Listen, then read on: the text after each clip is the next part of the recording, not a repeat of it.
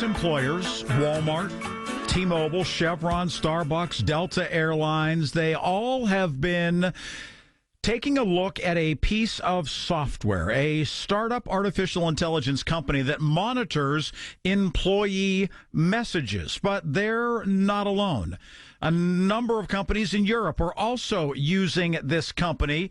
It's an AI firm called Aware, which uses dozens of models to basically read and process messages that are out there. Does this cross a line of trust between employee and employer? Let's bring in a legal expert by the name of Javier Pérez, who is joining us right now. He has a lot of background when it comes to employment law.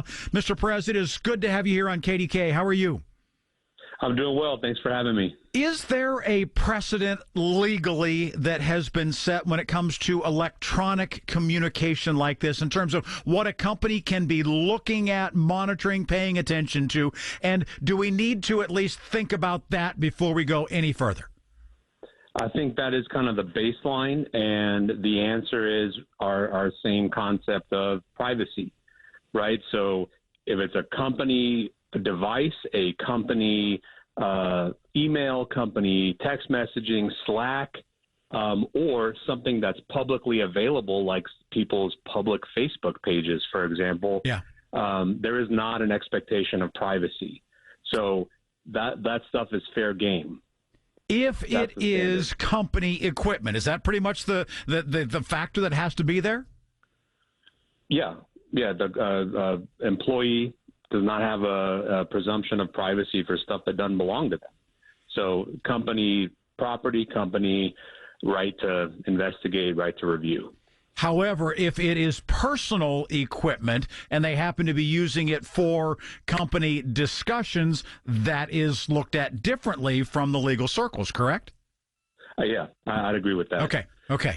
So where is the issue of trust, and does that come in here? Meaning, people say, well, I don't feel that my company trusts me, and maybe if they're doing something they shouldn't, maybe the company shouldn't trust them. But does that factor in, or is that not even part of this legal equation? Legally speaking, the trust is almost irrelevant, I'm sorry to say, but I do think, kind of practically speaking, that is just kind of catastrophic for kind of your employee morale. It just makes it very difficult to continue to have a workable relationship almost? Right. Yeah. And one example kind of from before AI is, when employers will have kind of security cameras monitoring, a bank of cubicles, and sort of the impression that makes on those employees as to their productivity and whether or not they're trusted to do their jobs. It's kind of a new age version of that same concept. Is this different than key logging software that basically is paying attention to whether somebody is working at their computer or goofing off and not really getting a whole lot done? Is it different, and if so, how or how not? I think the only difference, it's the same concept, same information, so to speak, as far as productivity.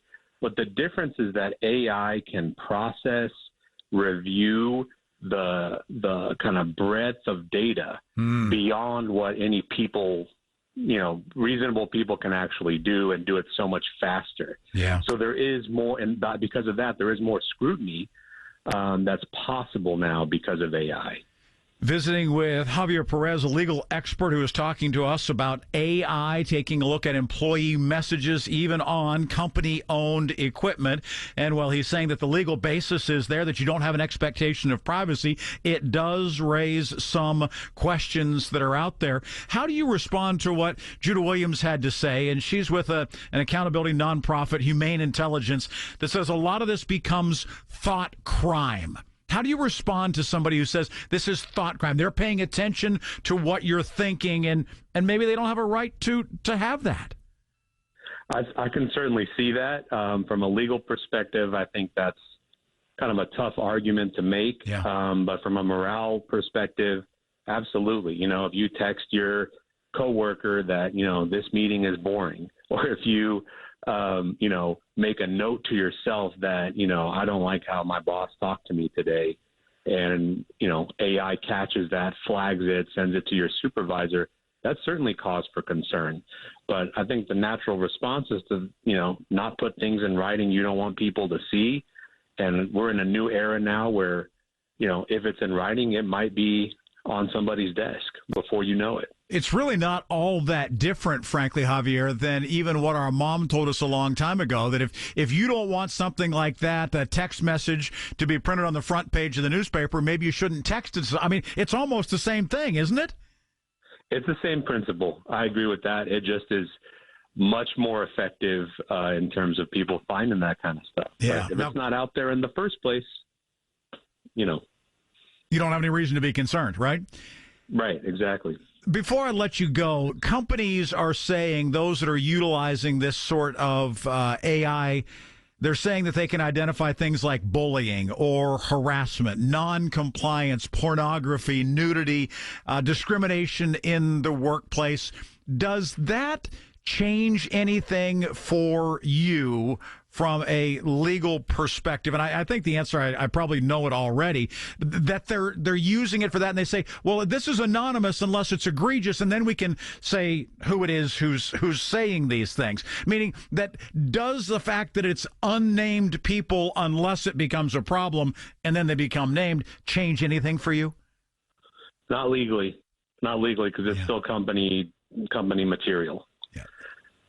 So, does it change the fact that expectation of privacy still is on employer-owned equipment, right? Exactly. Got it. Exactly. That's their stuff. Thank you so much for shedding a light on this and helping us to understand where things are coming from a legal perspective. And we're going to keep you on speed dial if we run into more legal questions like this in the future as it relates to employment law. Thank you, Javier. Thank you very much for having me. Yep.